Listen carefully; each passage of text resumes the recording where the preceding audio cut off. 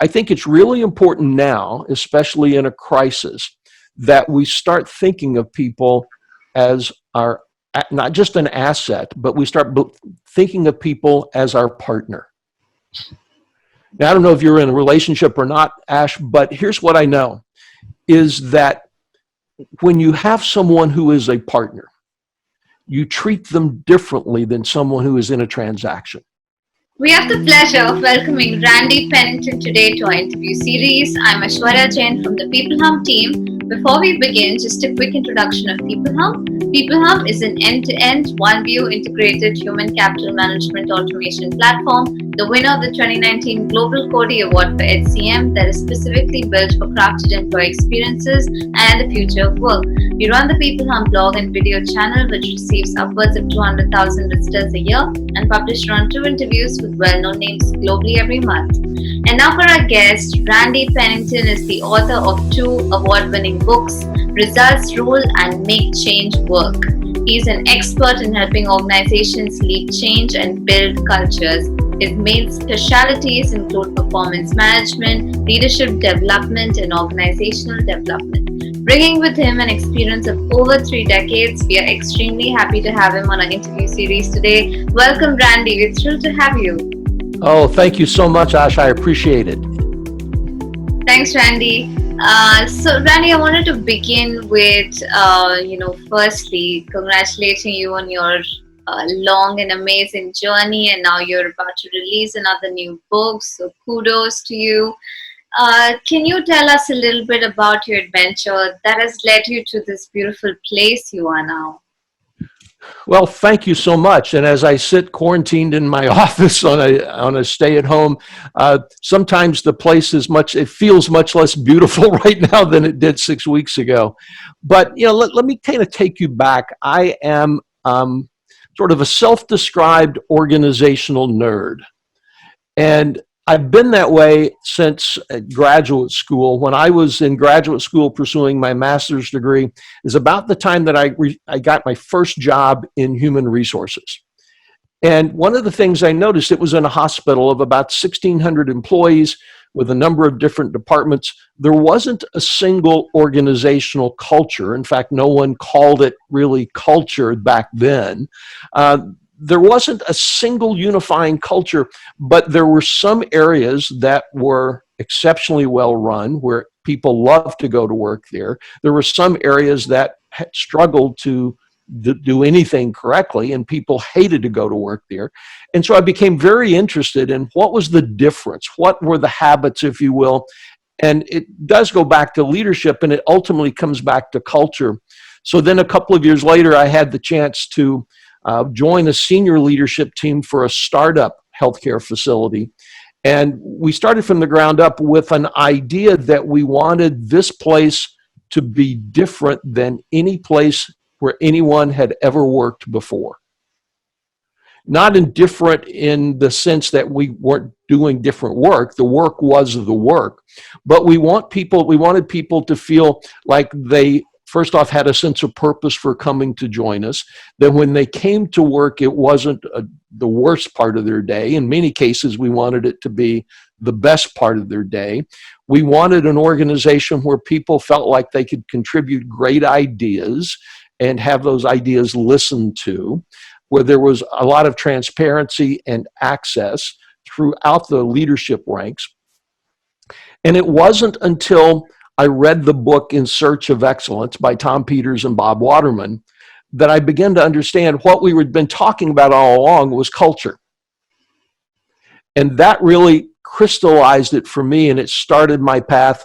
Then I went into the consulting world, starting work with designing performance management processes and employee disciplinary processes and performance review and dispute resolution processes.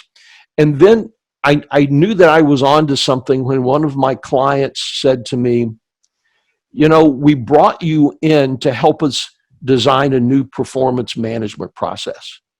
We didn't realize that we were getting a culture change as part of the package. And so from that, it sort of, again, that's all those things came together. And I've been very fortunate in my career to find a way to make a living out of being constantly curious about where organizations need to go next. That is so wonderful just to understand your journey and what work you're doing. Very interesting. And Randy, there is also a misconception that culture is really about the bean bags that are there in offices or giving out free lunches, free meals. And now suddenly we are detached from our workplaces, so there's no more bean bags, no more free lunches, right? So what is the real concept of culture? And now that it's coming to test, how are leaders supposed to be a part of this? Well, I mean, first off, your insight, Ash, is one of the things that I talk about often. I write about often. The way I talk about it is, if if it's a fun place to work, but you're not producing results, that's not a company. That's a party.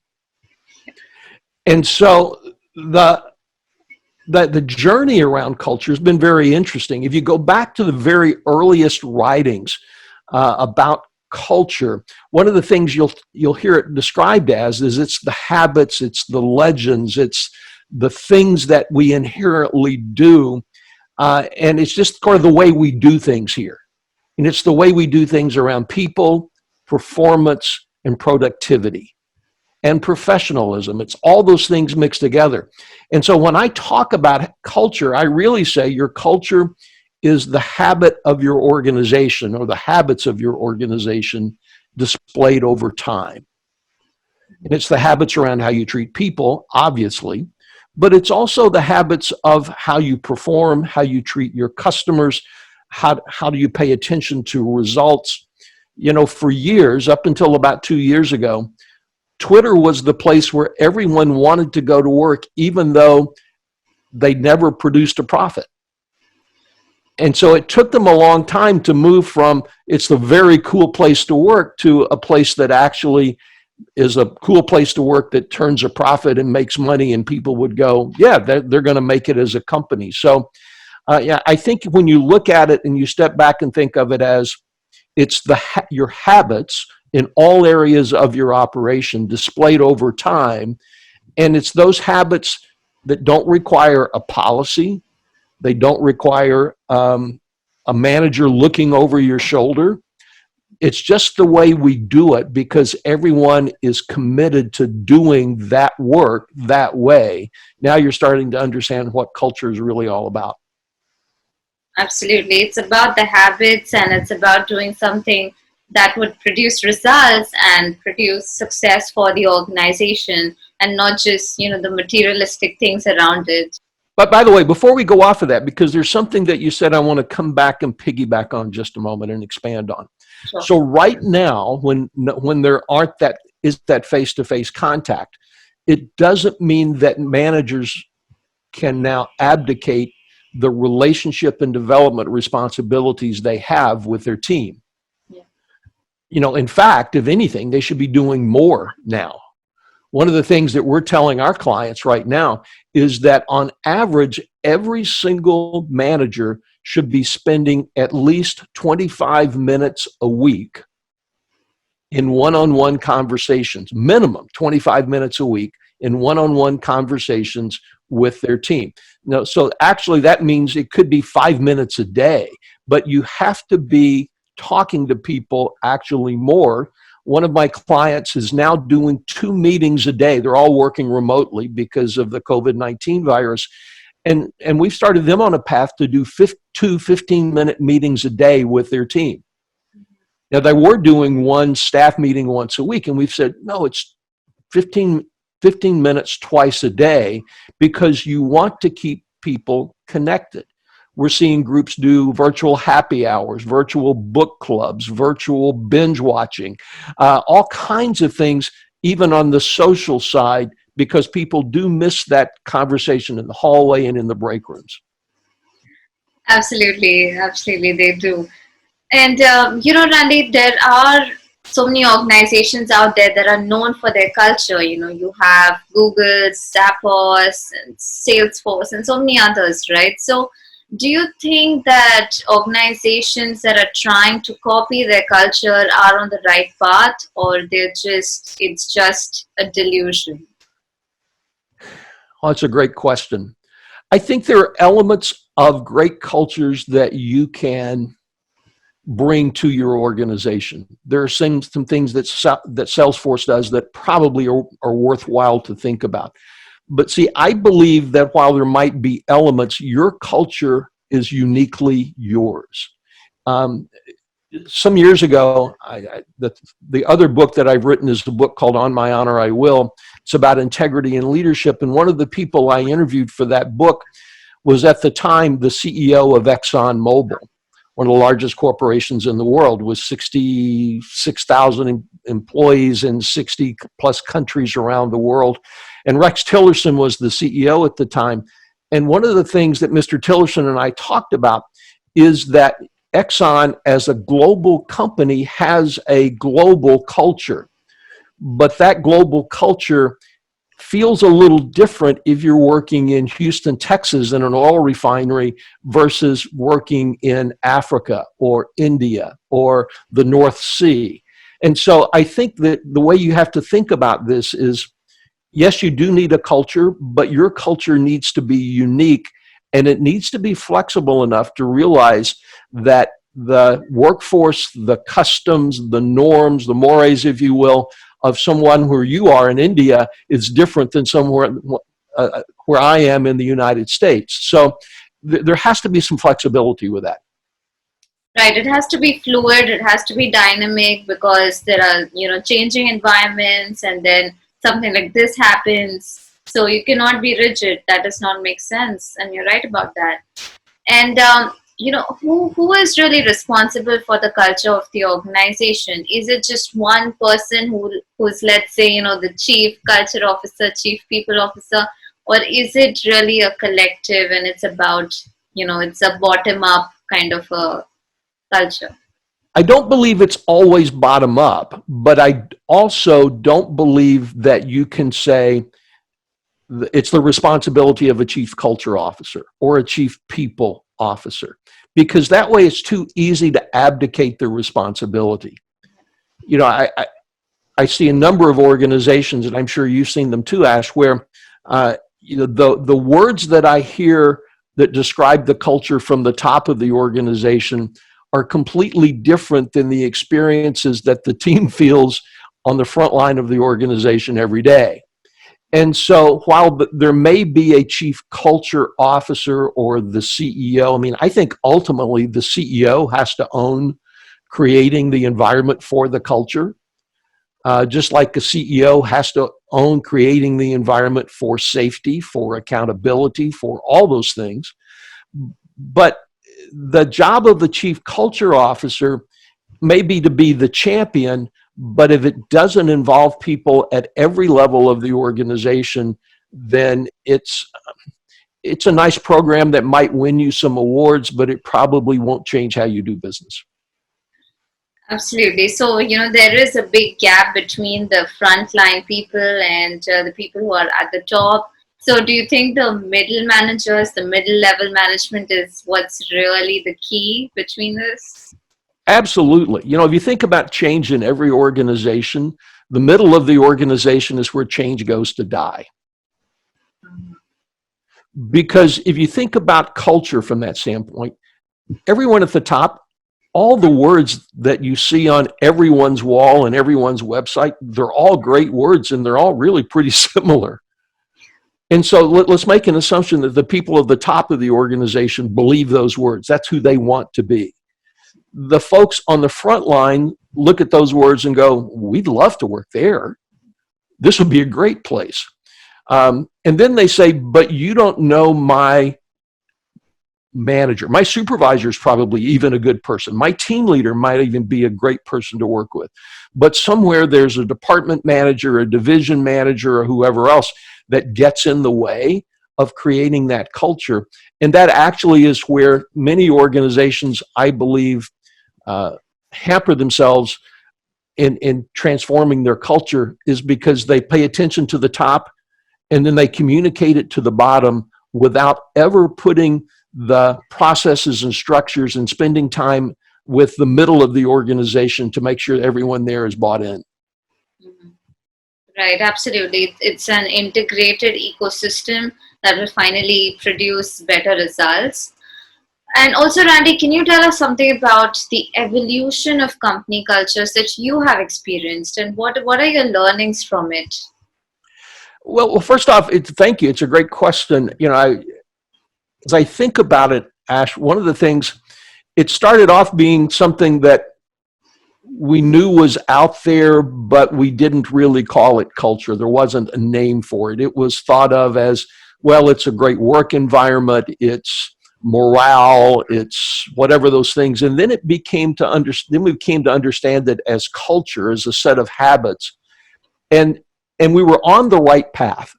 Um, with When Tom Peters and Bob Waterman wrote In Search of Excellence, they didn't talk a lot about beanbag chairs and ping pong tables. What they talked about was, how do you build excellence in an organization? And that's where it was. And then for some reason, and I hate to say this here because you guys have such a wonderful technology platform for human resources professionals. So I realize that many of the people here are going to be HR professionals who are watching this. And I'm a former HR professional. I still have a strong identity with that profession. HR messed it up. Um, and the reason we messed it up, it wasn't because of bad intention. It was because we thought about it from the people standpoint only, and we forgot about the business and operational standpoints of the culture. And so we tried to do things that were great for people, but we didn't always make culture into the business. And so there was this period where everyone was talking about culture as, well, it's the people piece. And you would hear speakers. I followed some at a conference a couple of years back where the first speaker said, you need a culture of accountability. And the second speaker said, you need a culture of service. The third speaker said, you need a culture of joy. And by the way, I was the only one that was coming there with a title in my presentation to speak about culture. And so it became hijacked, not just by the HR professionals, but by everyone that was selling a good idea at the time. And it goes back to, the only culture you need is the one that helps you as an organization attract the people that you want, serve the customers that you want, deliver the performance that you want. If you're not delivering results in all areas of your business, the culture is misaligned. And I think we're finally getting back to that. And, there's an old saying that actually dates back to the 1500s with Niccolo Machiavelli, that basically has been paraphrased to say, you never waste a good crisis. And hopefully now people will look at this situation and say, our culture has to be about more than just keeping people happy. Not that there's anything wrong with that. It needs to keep people happy and keep customers happy and be more efficient and be all these other things. And I think that's the evolution of where culture will eventually go. Right. So it's really a correlation between talent branding and between a good culture to the profit that an organization makes. Right. Is there a direct correlation? I think so. I mean, when you think about what talent branding does for you, if you assume that your team has a choice about where they commit their time and energy and resources, and let's also make an assumption that we as managers can mandate compliance, but people volunteer their commitment, that extra piece that makes them want to do the best job they can. Given a choice, people would rather work for a company that is known for treating people well and performing well than they would for a company who doesn't. And because they want to be there, then they tend to attract better talent. And with better talent, talent alone doesn't win. I mean, I think if you look at any sports team, you'll see that there are sometimes people with more talent, individual talent, that they don't play well together as a team. But if you have the best talent with great leadership and a wonderful environment that empowers and enables them to succeed, now you start to have that winning combination, and the talent brand is an essential part of that. Absolutely. And how much of a role will technology play in improving, the experience, overall experience of an organization, of a culture, of the employees in the organization? As a technology company, I was expecting that you might ask that question, Ash. On a scale of 1 to 10, with 1 being low and 10 being high, a technology, I believe, going forward rates somewhere between 9 and 11. It's almost essential. And here's why. First off, if you're someone who looks like me, that's my age, we don't see technology the way someone your age looks at it. If you think about where the workforce is going, the people that are entering the workforce see your lack of technology as a sign that you really don't want to be relevant in the world. So I think technology is a way to make sure that you're relevant, not to the old people with gray hair like me, but to folks like you, because where the group that are going to be 50% of the workplace or more in the next 5, 6, 7 years are going to expect technology. And they're not going to be patient with the fact that you have old legacy systems that worked well back in 1997, but aren't relevant today. And they don't understand why you can't have that technology upgraded. I mean, they get a new phone every 2 years. Why are you still operating on a legacy platform that hasn't been updated except for annual patches? So I think it becomes essential to sort of telling the world who you are, but it's also then technology isn't the goal, but technology is the tool to help you be faster and more efficient and more connected to people than you've ever been. Absolutely, could not agree more with you. I think millennials really look at technology as an important enabler for them to do better. And somehow it's just part of the culture now, and millennials really judge organizations on that. By the way, before you go off, let me give you an example.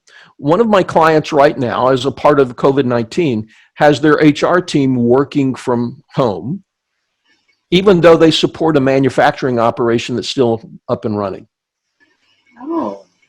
And so the what they produce has been deemed an essential product. So they can still run on the plant floor, but they're limiting the office people or the admin people who can be there. And so actually we're using technology to become more connected. So while there might not be an HR person there every evening anymore, we know that the evening shift takes a break at a certain time, and there is an HR person available via Zoom every break to be able to interact with people. We're now doing updates at break time or at meal time with people. We now have a separate computer with a camera set up in case someone has a benefits issue or an employee relations concern. So they're actually staying more connected now using technology than they were back before this whole thing started, because they've opened the blinders into what's possible. And by the way, if I were an HR person looking at this saying, yes, but you don't know my CEO, you don't know my manager, then good. Take this piece, show them here's an old guy saying that you guys need to get better, and then see it's not just us. Old people are saying this too. Absolutely. It's so funny We're getting like full attendance on meetings now just because it's remote. And we used to do face-to-face meetings and we never had full attendance. It's really, really shocking and surprising. People are starved to see a different another face, and I think they're really looking for an excuse to wear something other than sweatpants and workout clothes. Absolutely, that is so true. And talking about performance management, very very interesting aspect. What do you think is the right way to do performance management? Because we know that there are feedback cycles, and you have the annual or the quarterly based performance reviews. But do you really believe in that? I think one of the problems, Ash, with performance management is we've taken one tool and tried to make it fit for a number of different purposes. Mhm. So, first off, do we need feedback? Yes, we need feedback. Do we need annual feedback? I would say if you're only giving people feedback annually, you're really missing the point. Is that if you think of performance management as a feedback and growth tool, then the world doesn't operate on an annual cycle anymore. You should be coaching and encouraging and teaching and recognizing. All those things are part of helping people grow and develop their performance. That should happen every day. Now, if you're, I'm having more and more of my clients move to a quarterly cycle for goals. This is what we want to accomplish. So that's one change, but I think it's still the same premise. It's because the world is sped up. The other thing that's happening that I think ought to happen with performance management, should have happened all along, uh, but the notion is performance management isn't really me as the manager always just telling you what you've done right or wrong.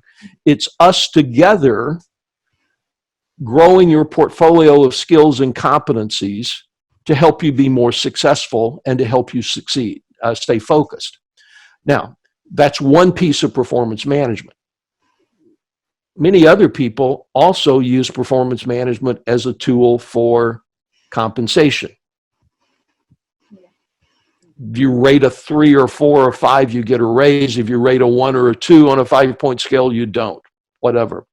Um, that makes it, I think, more problematic because now you're letting what you want to pay people drive how you look at their performance. So again, one of the things that I've been doing over the years is encouraging people to let's separate how we think about compensation with how we help people grow as performers and professionals in the organization. So realize that has always been problematic, but there is a solution to that. The third way that performance management is often used is as a way to justify termination. And I'm going to suggest that there's a better way to do that. And the way to do that might be through a formal corrective action or disciplinary process. It's quicker, it's more directed and more focused. And it's also, I believe, more defensible if you live in an area where there's a great deal of employees are considered and jobs are considered part of a property right, if you will. If you wait till an annual review and then justify what is that to terminate someone, it's much more difficult than having a very, very targeted approach. So again, what I'm seeing with my clients is, first off, don't let one tool just do everything. Use it for what it's designed to do.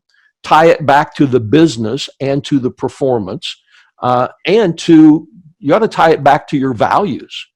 It's one of the other things that we're talking about with people right now is we need to give people feedback on how well are they doing at living our values. So if you think about competencies, goals or accomplishments, and values, 3 great components, use it to develop people. Don't necessarily make that part of your compensation process. And then if you need to terminate somebody, do that through the disciplinary process or the corrective action process. Right, absolutely. That makes a lot of sense. It's how we look at performance management then, and we need to change it now. especially because the whole scenario is just completely changing. It has to be a continuous cycle, as you said. Well, and if you look at the millennial and Gen Z generation, they're used to getting feedback all the time. And even to the point that they ask each other for feedback. So if you think about performance management truly in its broadest term as growing people, then why aren't you allowing peer-to-peer feedback? Why aren't we using technology to provide, to allow peers to coach each other and give each other feedback? And so, and again, if we broaden that perception, if you will, of performance management is not just a process, it's not just a piece of paper that HR makes me fill out every week or a form that I have to complete. Performance management really is a process for growing and developing talent to help them more successfully support the organization in all of its areas. And then it starts to make a lot more sense and be a much more dynamic process. Yeah, absolutely. And that's what leaders are, supposed to do. They're supposed to have one-on-ones and, try to make them understand and get them aligned to the culture and help them grow and succeed in what, they can really shine, and they have so much potential. So makes a lot of sense. Right. And, and we tend to focus most of these things on what's wrong, what people can improve on. That's what we learn in school, right? I mean, if you brought home 4 really high marks and 1 really low mark, your parents probably didn't congratulate you on the 4 high marks. They said, let's work on this one. But that, and we all do need to work on things that we can improve on. But the other way we get better is to leverage things that are strengths. I grew up in a small town, and one of the sayings that I remember hearing as I was growing up is, it's much easier to ride a horse in the direction that it's going. And so if you have someone who has got a strength at something, you can say, yes, there's some areas you need to improve, but let's help them build on their strength to help the organization get better. Yeah, that makes sense. Just positive reinforcement would probably help them a long way. And also, what do you think about the future now? What is your idea of, as you said, there's no new normal. So what do you think is coming for us? Yeah, and it's interesting. I was doing a podcast interview about 2 weeks into the COVID-19 crisis, and someone, the person interviewing asked me, when will we return to a new normal? And it was one of those things that came to me. I said, there is no more new normal. There's only a new next. And it was funny because I could watch the chat feed and the Twitter feed, and it just blew up around it. And it was like, yes, it's a new next. It's a new next. And so I think the very first thing we have to realize about the future, whether it's COVID-19 or it's something else, it's a geopolitical issue, or it's the price of oil has completely collapsed. It is, the movement toward renewable sources. It's a generational change in the workplace. I mean, when you think about all the things that are going to change in the next now till 10 years from now, it will be continual pace of change that moves always to what's next. And so I think that culture is completely different. Now, there's some fundamental foundational pieces that are in place today. Yes, you have to be results focused. Yes, you have to be people centric. Yes, your values have to be aligned.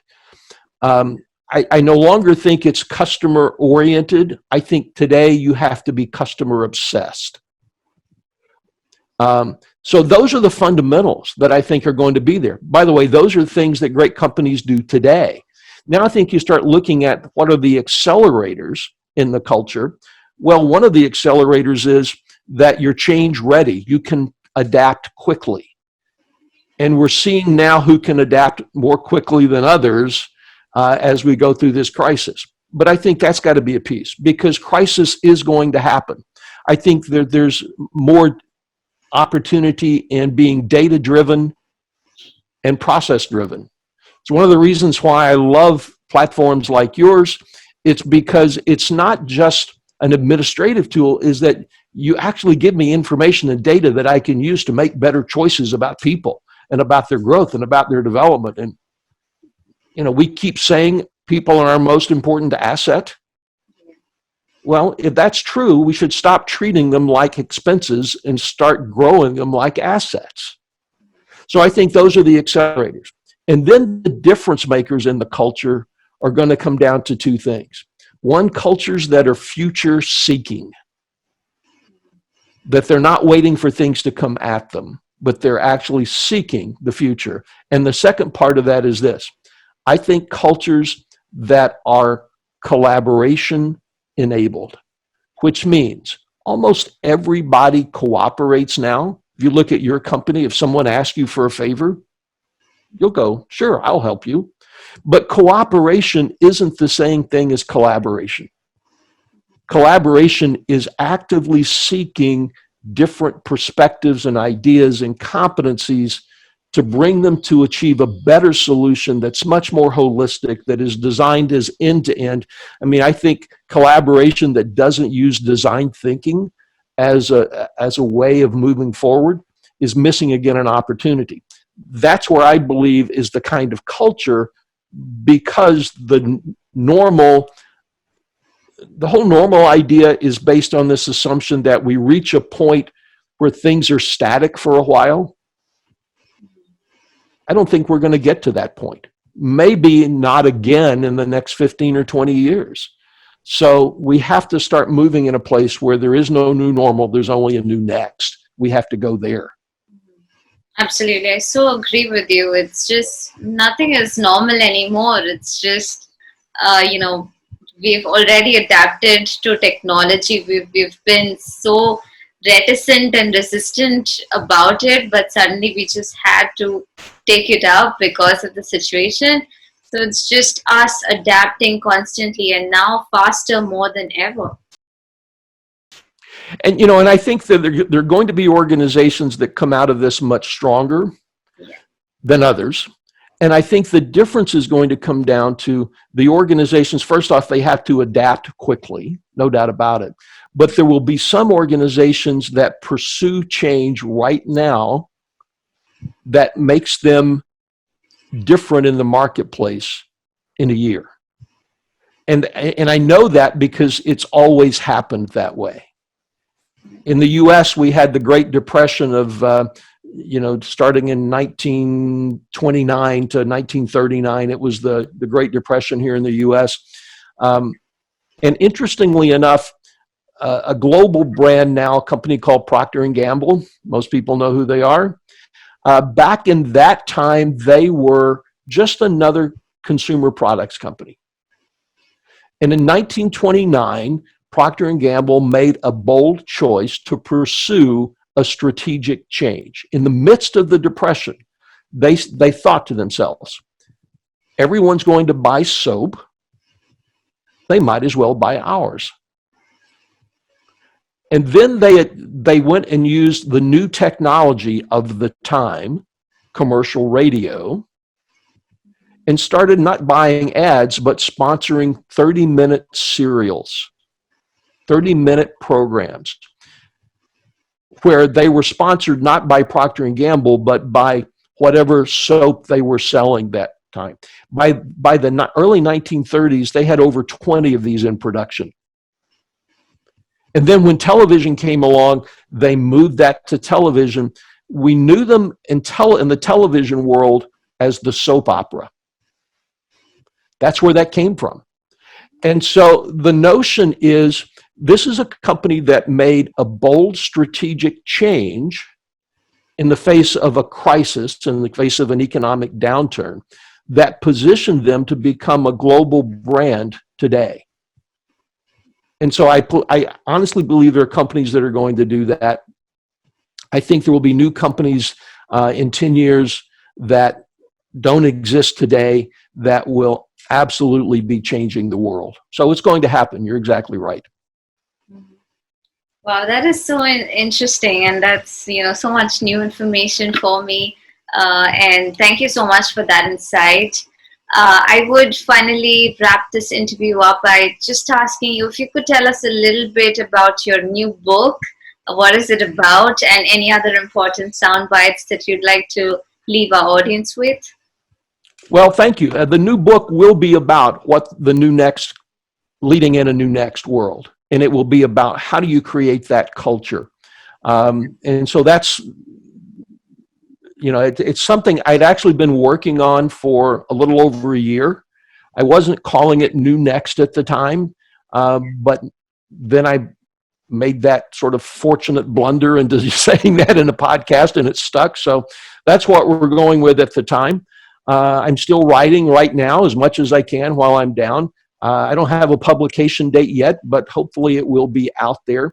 The one thing that I would share with people as they leave here is this. We believe, we say, everyone's values say, we believe that people are important. People are our greatest asset. People are our, whatever words they use.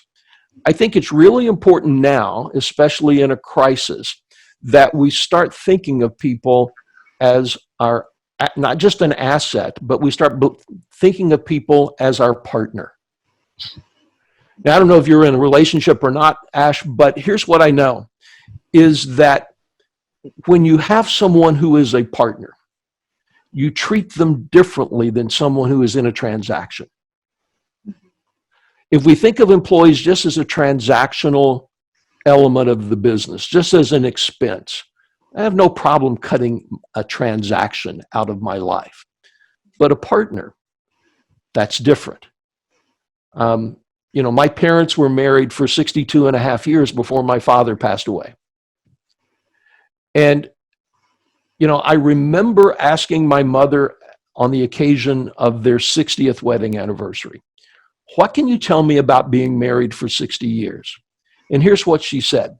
She goes, I think it's going to work. And it might last. And now, at that point, I think hopefully they had a partnership. But it didn't start out that way. It started off as a transaction, a first date, if you will. And then it grew into that partnership. And partners think about other people, think about their partners when they make decisions. They make sure to communicate. They're open, they're honest. At least the best ones are, the best relationships. And I think when we start looking at the people who work with us as our partners, it changes how we view them and how they view us. And the most important benefit is this, is when we treat people as trusted, valued partners, we earn the right to expect them to act as trusted, valued partners. And so if we can sort of shift that focus, I think it sets us up well for the future. Absolutely, that's just so wonderful, and that really is an eye-opening message for a lot of people out there, I'm sure, who treat their employees still as transactions and not as partners, right? So thank you so much for that insight, and it was a pleasure talking to you, Randy. I really, really appreciate your time. I had a fun time, and it was a really engaging conversation. So thank you so much. Oh, thank you so much. It was a pleasure. Well, you take care, Randy, and have a healthy time ahead of you. Thank you very much. You too. Be safe. Yes, thank you. Bye-bye. Bye.